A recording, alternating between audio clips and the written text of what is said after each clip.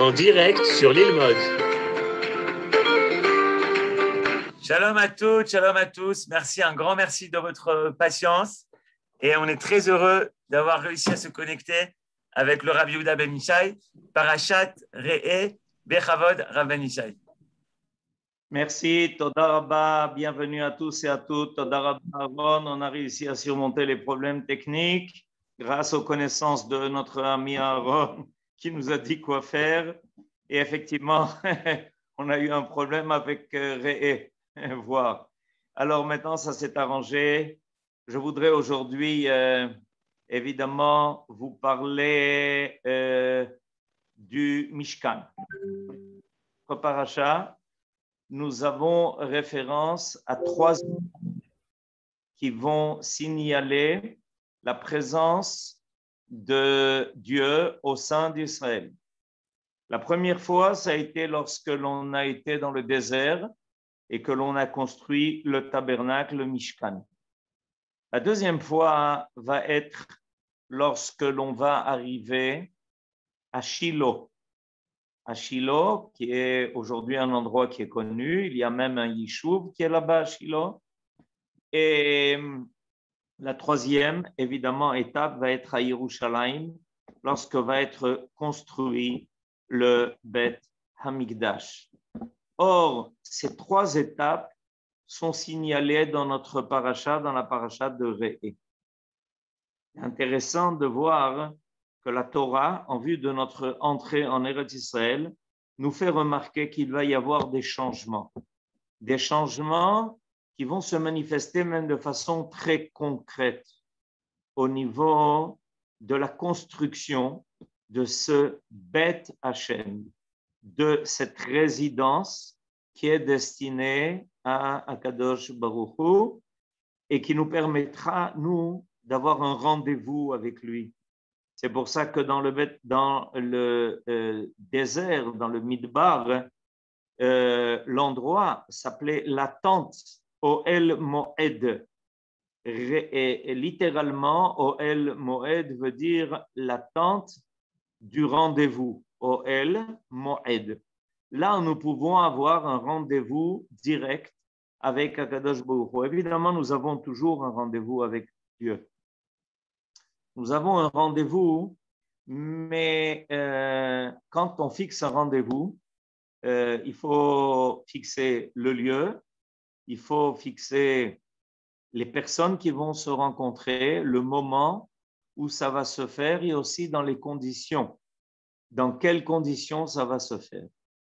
Alors voilà, la Torah nous indique qu'il y a ces lieux de rendez-vous qui ont été prévus, qui dans le désert va être le Mishkan, ensuite va être le Mishkan Shiloh et ensuite va être le Mikdash.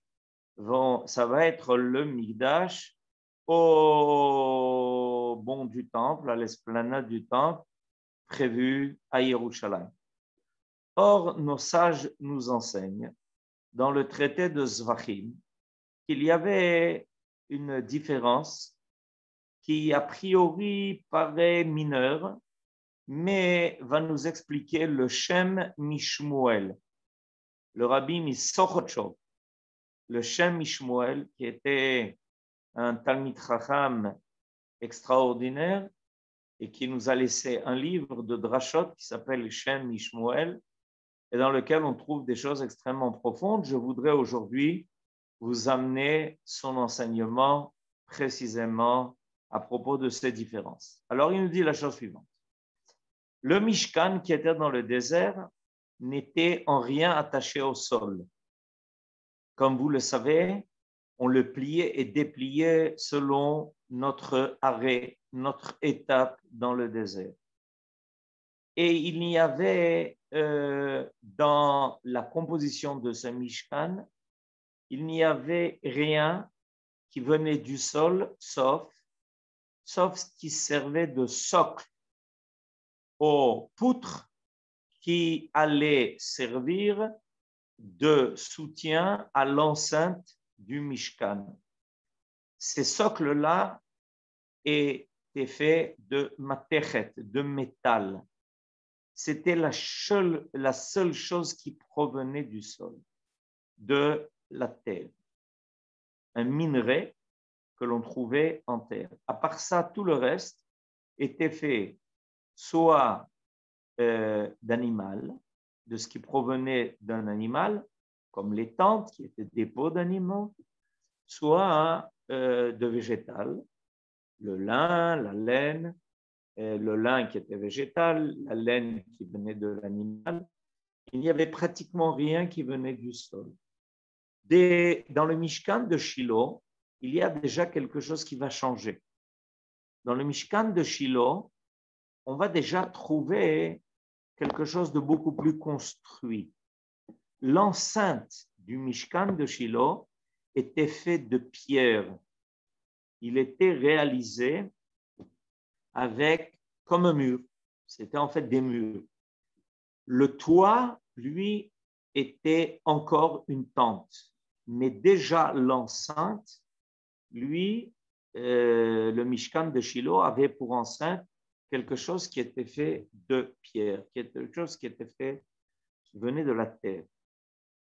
Et dans le Beth Amikdash, on va trouver beaucoup plus que ça encore. Non seulement les murs, mais le toit. Tout est construit à partir de quelque chose qui vient de la terre. Les pierres qui vont servir à faire le Beth Amikdash sont des pierres qui sont extraites de la terre.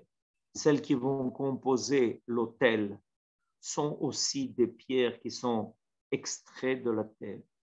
On l'appelle Mizbah Adama, un autel de terre. Nous dit le Shem Ishmoel un enseignement intéressant. En réalité, il y a là quelque chose qui dénote un progrès. Lequel? On va s'expliquer. Le progrès va se faire dans le fait que plus on avance et plus le Mishkan va devenir définitif, parce qu'on sait que le Mishkan du désert, il a duré 40 ans dans le désert. Ensuite, momentanément, il a été édifié 14 ans au Gilgal. Et finalement, un jour, il va être plié, on ne va plus le voir, il va être déposé en souvenir dans le temple. Le Mishkan de Shiloh, lui, il a déjà duré beaucoup plus longtemps, il a duré 369 ans. Mais finalement, lui aussi va disparaître. Et le Beth Amikdash, lui, va être définitif. Même si par 2 fois il a été détruit, le premier et le deuxième temple, en réalité, il a laissé une empreinte. Et la Kedusha, la sainteté de l'endroit, de la place du Mikdash, ne bougera plus. À travers tous les siècles, toutes les époques, cette place-là, cet endroit-là, garde sa Kedusha jusqu'à aujourd'hui, jusqu'à ce que le Beth Amikdash soit reconstruit, nous dit Maïmonide, la Shrina ne bouge plus de là-bas. Et alors, il va nous enseigner quelque chose de très paradoxal, le Shem Mishmoel.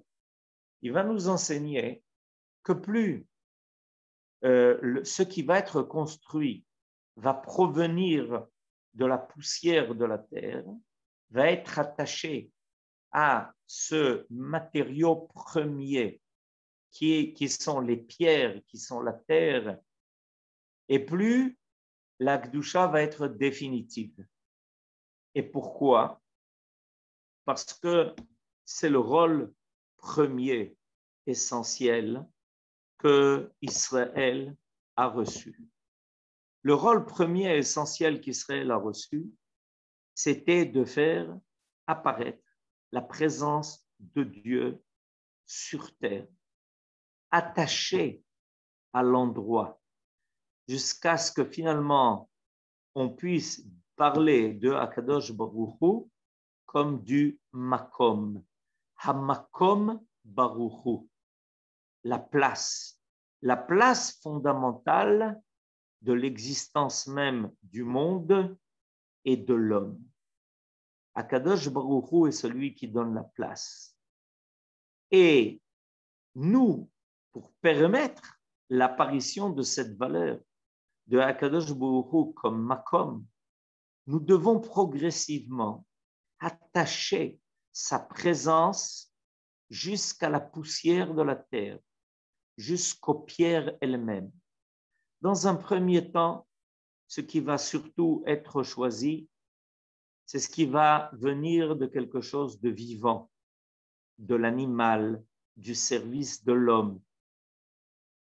Ensuite, il va y avoir très peu de choses qui vont venir de la terre elle-même, comme je vous l'ai précisé auparavant, comme je vous l'ai rappelé, à part les socles qui vont servir à déposer les poutres sur terre. Avec le Mishkan Shilo, on avance. On est déjà en Eretz Israël. Ça va durer 369 ans, pratiquement 4 siècles. Et là, les murs sont déjà des pierres d'Eretz Israël. Le Beth Amikdash, lui, va être construit. Lui, il va être construit tout entier de pierres, de ces pierres qui vont être extraites du sol, qui vont prouver que la Kedusha, la Shrina, est capable de s'attacher à la poussière même de la terre. Alors, je voudrais essayer d'élargir un peu cette notion, parce qu'on va découvrir quelque chose d'important. Et on va revenir très loin en arrière, on va revenir à l'époque de notre ancêtre Abraham. Et nos sages, à partir d'un verset que nous allons maintenant citer, vont faire une remarque qui paraît tout à fait surprenante. Quelle est la remarque qu'ils vont faire à propos des invités que Abraham va recevoir dans sa tente même? Alors voilà, vous vous rappelez de cet épisode où Abraham invite ces 3 hommes qui passent à venir s'installer dans sa tente et il va leur proposer quelque chose d'intéressant. Voilà, merci à Aaron qui nous met le verset sous les yeux. Il leur propose de prendre un peu d'eau. Yukachna me'at ma'im, prenez s'il vous plaît un peu d'eau. Verachatsu raglechem, et lavez-vous les pieds. Veishanu tachat ha'etz, et prenez position, prenez repos sous l'arbre. Alors, a priori, ça paraît anodin ce qu'il leur propose, parce que quelqu'un, évidemment, surtout à cette époque, qui est en chemin, il a les pieds qui sont pleins de poussière, et donc il leur propose quelque chose qui paraît tout à fait normal, comme aujourd'hui on aurait proposé à quelqu'un de prendre une douche, qui vient d'un chemin difficile, où il a eu très chaud, et il a besoin maintenant de se rafraîchir et de se laver. Or, il se trouve que Rashi, à partir du Midrash, va sortir cette proposition de se laver les pieds de son contexte simple. Je lis Rashi. Verachatsu raglechem, kesavur shehem araviim, shemishtachavim lehavak raglehem. Abraham pensait que ces invités qui passaient devant lui étaient des Arabes qui se prosternaient à la poussière qui se trouvait sur leurs propres pieds. Vikpid, shelo leachnis avoda zara leveito. Et Abraham a pris soin que ces Arabes, en venant chez lui, ne restent pas avec cette poussière sur leurs pieds, cette poussière qui était en fait un culte étranger, une idolâtrie. Et là, on est surpris.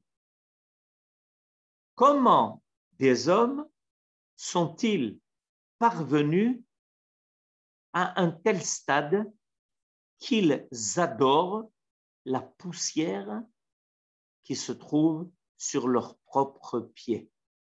D'ailleurs, Rashi continue en disant que Abraham, lui, y faisait attention, mais son neveu Lot, non. Aval Lot, shelo ikpid, ikdim leina lerechitza, she'amar lahem velinu verachatzu raglechem. Mais Lot, lui, n'a pas pris cette précaution. Il les a fait rentrer, il leur a proposé de dormir chez lui, et seulement après, il va leur proposer d'enlever la poussière qui se trouvait sur leurs propres pieds. C'est-à-dire qu'il leur a permis de rentrer avec leur idole dans sa propre maison, ce que Abraham n'a pas laissé faire.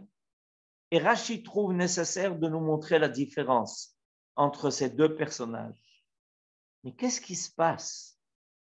Comment Abraham et Lot le savaient d'ailleurs, les deux le savaient, mais un a été précautionneux de cela et l'autre ne l'a pas été. Donc c'était quelque chose qui était courant, c'est quelque chose qui se faisait, c'est quelque chose qu'on connaissait. À quel niveau les hommes étaient-ils parvenus? Alors là, on a une indication qui paraît futile, mais qui est essentielle. Les idolâtres, jusqu'à l'époque de Abraham, n'arrivaient pas à faire joindre la terre aux cieux, n'arrivaient pas à amener la présence de Dieu sur terre. Ils avaient déconnecté les mondes. Le monde de la terre et le monde du ciel. Là où est le El. Et alors, chaque élément de ce monde était vénéré en tant que tel.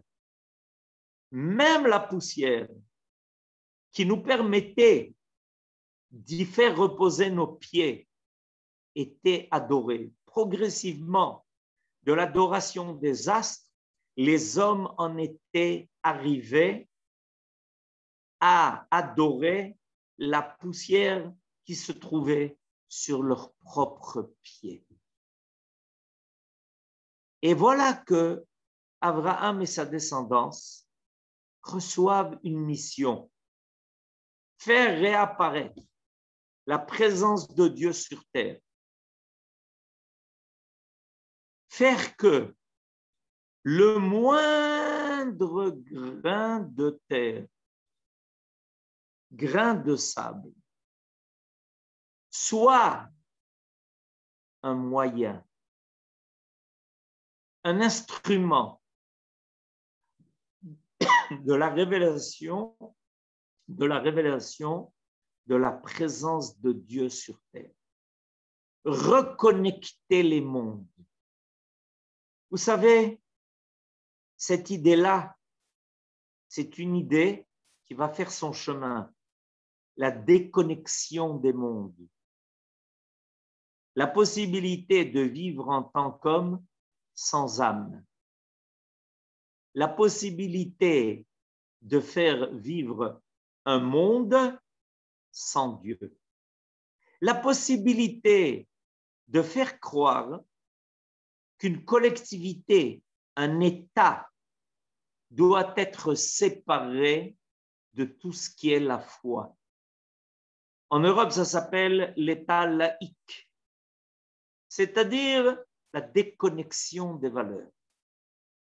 On en arrivera évidemment à l'idolâtrie, c'est-à-dire à penser que chaque grain n'existe qu'en tant que tel et qu'il nous fait par sa propre volonté, qu'il nous donne par sa propre volonté le droit d'exister. En oubliant le Créateur et celui qui nous donne véritablement la bonté d'être. Abraham et sa descendance vont recevoir comme mission de précisément écarter cette idée. Et nous dit le Shem Ishmael que ça va être le travail du Mikdash. Petit à petit, on doit arriver à un Beth Amikdash qui est à même le sol, qui n'est pas déconnecté de la terre sur laquelle nous reposons. Au contraire, la terre, par tous ses éléments, par tous ses détails, va révéler la présence permanente du Dieu qui les a créés et qui les fait vivre. Et je voudrais vous rappeler notre créature qui a été créée à partir de la poussière de la terre. Et évidemment, vous le savez, il s'agit de l'homme lui-même. Qu'est-ce que Akadosh Baruch Hu a fait lorsqu'il a créé l'homme? Vayitzer Adonai Elohim et Adam afar mina adama. Dieu a créé, Dieu l'Éternel a créé l'homme, poussière de la terre. Vayipach be'apav nishmat chayim. Et il a insufflé dans la poussière de la terre une âme de vie. Ça veut dire quoi? Essayons de réfléchir à cette image. Ça veut dire que Dieu a fait adhérer à la poussière de la terre sa présence, sa force vive, la vitalité même de la capacité d'être. Vayipach be'apav nishmat chayim. C'est venu de son propre être, de sa propre bouche, de son propre souffle. En créant l'homme, Dieu a fait coller les cieux à la terre. Nous sommes en nous-mêmes cette idée du Mikdash, une poussière de la terre, notre propre corps, qui vit quelque chose de divin. L'âme, c'est Chelek Elokam Ima'al. C'est une présence divine. C'est les cieux collés à la terre. Nous sommes ce verset qui est dit au début de la parashat Trouma, Ve'asuli Mikdash, Ve'shachanti betocham. Vous serez pour moi le Beth Amikdash et je serai en vous. J'habiterai en vous. C'est-à-dire que l'homme par lui-même est déjà le signe de cette adhésion totale qui doit y avoir entre la matière et le divin qui est à sa propre origine. L'homme est là pour le faire apparaître dans sa vie. Il est là pour le faire apparaître dans le monde. Et Israël, en tant que peuple, en tant que nation, en tant que peuple qui va assumer l'avenir des nations, l'avenir du monde, la possibilité de sa réussite, de faire que le monde entier devienne un Mikdash, que chaque grain de la création révèle l'âme divine qui a été placée en lui. Nous, Israël, avons reçu cette mission. En construisant le Mikdash, en servant au Beth Amikdash, en œuvrant pour sans arrêt rappeler à nous-mêmes et au monde entier que Dieu est à l'origine de toute chose. C'est pour ça que on l'appelle Akadosh Baruch Hu Shem Havaya, celui qui porte le nom de la capacité d'être et de donner à l'autre la capacité d'être. C'est le nom de Dieu par excellence. Shem Havaya, Lihiyot, être. Mais être, c'est surtout faire vivre ce qui est matière. Ne pas la laisser morte. Ne pas faire de ce monde qu'il soit un monde qui soit mort et sans âme.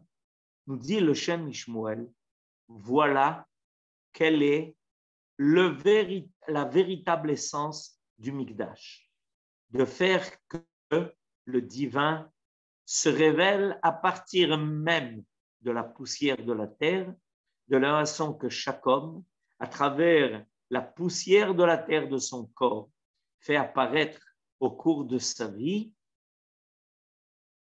la vitalité divine qui a été insufflée en lui. Alors aujourd'hui, on est à la veille de Parashat Re'eh, qui est la veille de Rosh Chodesh Elul. Le mois de Elul que nous allons commencer à partir de Yom Rishon, de dimanche, il va y avoir 2 jours de Rosh Chodesh et dimanche et lundi. Elul est sous le signe de Ani le Dodi ve Dodi li, les initiales de Elul. Nous amenons vers Dieu nous-mêmes et le monde entier avec nous. Pour que Akadosh Baruch Hu reconnaisse bien le monde qu'il a créé comme étant le reflet de son projet, de sa volonté. Et grâce à ça, le monde reprend vie. Malheureusement, quand il y a une civilisation entière qui a voulu déconnecter le monde de son créateur, tout de suite apparaissent des maladies. Tout de suite apparaissent des phénomènes qui menacent l'existence même du monde et de l'homme. Nous allons faire tchouva pendant le mois de Elul. Et nous allons ramener la création au Créateur. Nous allons nous ramener nous-mêmes vers Dieu. Ani ledodi. C'est moi qui vais vers lui. Et dès que je me rapproche de lui, vedodi li, a dit le poète Rabbi Yehuda Levi. Likratecha yatsati. Je suis sorti vers toi. Ou likrati metzaticha. Et quand je me suis avancé vers toi, quand je suis sorti vers toi, comme ce fiancé qui se dirige vers la fiancée pour l'amener sous la choupa, déjà je vois la fiancée qui arrive vers moi. Likratecha metzaticha. Je t'ai déjà rencontré qui venait vers moi. Nous sortons vers Dieu et Dieu est déjà en route pour nous. C'est ce qui va marquer le mois de Elul, qui va nous permettre d'arriver dans un mois à une nouvelle année qui nous apportera une nouvelle dimension de la connaissance de Dieu, de la création, de l'homme, et qui nous permettra de progresser aussi dans la construction du monde et de l'aboutissement du projet divin. Je vois notre ami Aaron qui nous présente sur l'écran ce qui a été prévu pour le maître de cette génération. Le 3 Elul, une journée d'études qu'il a organisée, toujours selon ses talents, en souvenir de Rav Kook, décédé il y a 86 ans. Hier, on était chez lui, à Yafo, dans sa propre maison, dans son propre Beth Knesset.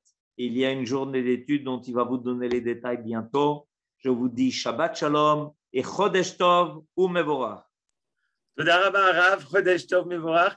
Et justement, je voulais vraiment arriver hier, je n'ai pas pu. Dites-nous un mot, comment c'était d'aller dans la maison du Rav Kook, de donner un cours, les émotions, comment ça s'est passé? Alors, je peux vous dire que l'émotion était au comble, qu'on sentait sa présence à travers les murs, à travers les signes qui sont restés. J'ai donné un cours sur le Rav Kook et je lui ai demandé à l'avance pardon, que j'espérais être tellement fidèle à ce qu'il a voulu transmettre et tellement nous éclairer, évidemment avec ces livres qui sont tous intitulés du mot de Oroth et qui nous amènent une lumière. Je vous recommande vivement d'y aller, de vous retremper, de sentir comment de Yafo, on a fait le parcours. On est allé à Yafo et de Yafo, on est venu avec lui à Yerushalayim et on était sur la route qu'il a prise. Il y a exactement 100 ans, en 1921, il a créé la Rabbanout Harashit qu'on essaye aujourd'hui de remettre en cause et on a pris des forces pour que les œuvres qu'il a commencées et l'enseignement qu'il a donné puissent se répandre, que tout le monde puisse découvrir à travers ça la grandeur des moments que nous vivons et l'époque extraordinaire où nous nous trouvons. Alors, Bezrat Hashem, on ait encore l'occasion, on en reparlera sûrement. Et Toda Rabba Aaron, Shabbat Shalom et Chodesh Tov. Shabbat Shalom à tous, Toda Rabba. Vous pouvez souhaiter Shabbat Shalom à Ben Ishai. C'est mardi soir à 21h, heure israélienne, qu'aura lieu la grande Iloula du Rav Kook depuis le Mont des Oliviers. Il y aura entre autres le Rav Ben Ishai, le Rav Cherki, le Rav Bochko et d'autres intervenants. Vous recevrez toutes les informations sur le WhatsApp, sur les mails. Shabbat Shalom Rav Ben Ishai, Shabbat Shalom à tous. Shabbat Shalom Nikolam. La chanson du Rav Kook, Ben Adam, Allez les Malal, Chodesh Tov. Chodesh Tov. Shabbat Shalom. Shabbat Shalom, Shabbat Shalom. Shabbat Shalom Rav. Shabbat Shalom à tout le monde. Shabbat Shalom. Shabbat Shalom. Merci. Shabbat Shalom. Toda Rabba. Shabbat Shalom à tout le monde. Shabbat Shalom, merci beaucoup. Chodesh Tov.